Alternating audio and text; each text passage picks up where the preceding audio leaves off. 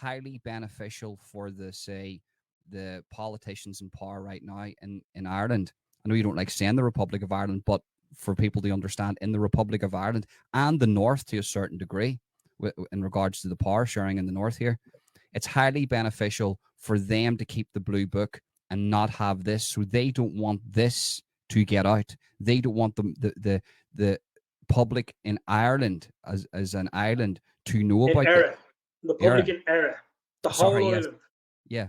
It's something to get used to though, and it's the link. It's the actual. It's how you speak actually means a lot in regards to the conversation that we're having here. So that's what I'm saying. They don't want this. They don't want the masses in Era to know about this. You're probably the most avoided man in Ireland. You try to have conversations. Well, What the what group is is the group will be the most avoided group, I'd say. Yeah, the they don't group? want any attention. They don't want any attention on us at all. They want negative, any kind of attention at all. Right. And that to me is, for anybody watching this here, you need to understand how the system works.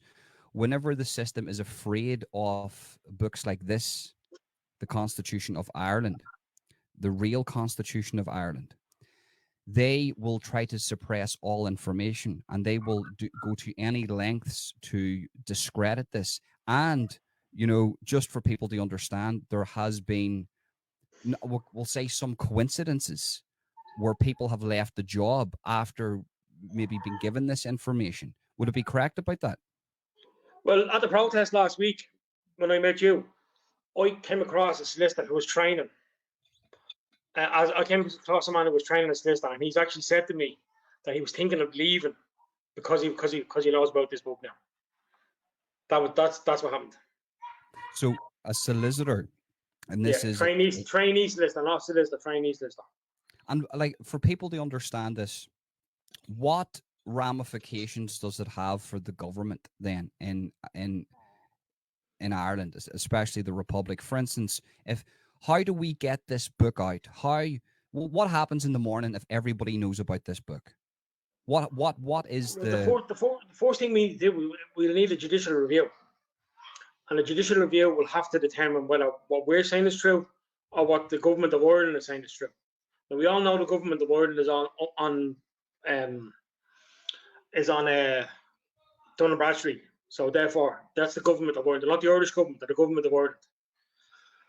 So look, we need a judicial review, and the minute the masses know about this, we should get a judicial review, and therefore we'll get rid of them, because what they're doing at the moment, the court did this, Article 39 is it's treason.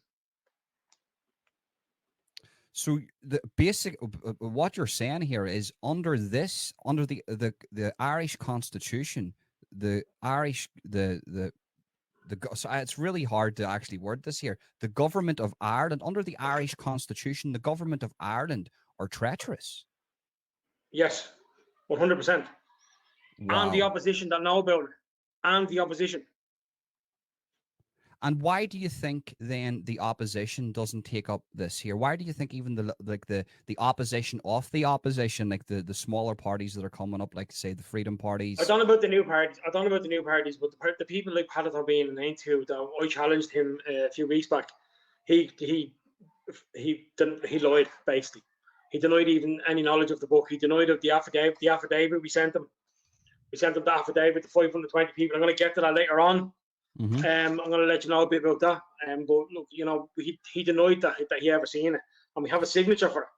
So that, in my eyes, is treason as well, because he has information. He has information that could end all this tomorrow. It could literally. I'm not saying it would, but it could literally end all this tomorrow.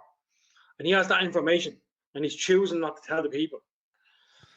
So under the blue under the blue Constitution, would I be right in saying, this is just the thought that have gone through my head here, under the blue Constitution, as you call it, the emergency Constitution? Yeah, it's emergency. I was going to get to that. I'll get to that soon anyway. Yeah, and that's the next book going to now, under the emergency Constitution of Ireland. Would I be right in saying, and correct me if I'm wrong, all referendums that have been done underneath that are actually null and void? They don't mean for anything under the real Irish Constitution. Yeah, that's how I see it. Every referendum since the First Amendment is null, should be null and void. Wow. Every one of them. Wow. And Everyone do you know will. what? For the people that are going to tune out now, that are watching after the fact, for the people that are going, where can they get a copy of this book? Yeah, well, look, like I said, if you want to go to bunrock1937.ie, BUNREACHT 1937.ie, they can download a free PDF. They can download the affidavit. They can look at some of the work that's been put into the website. There's lots of work there. There's lots of information about laws.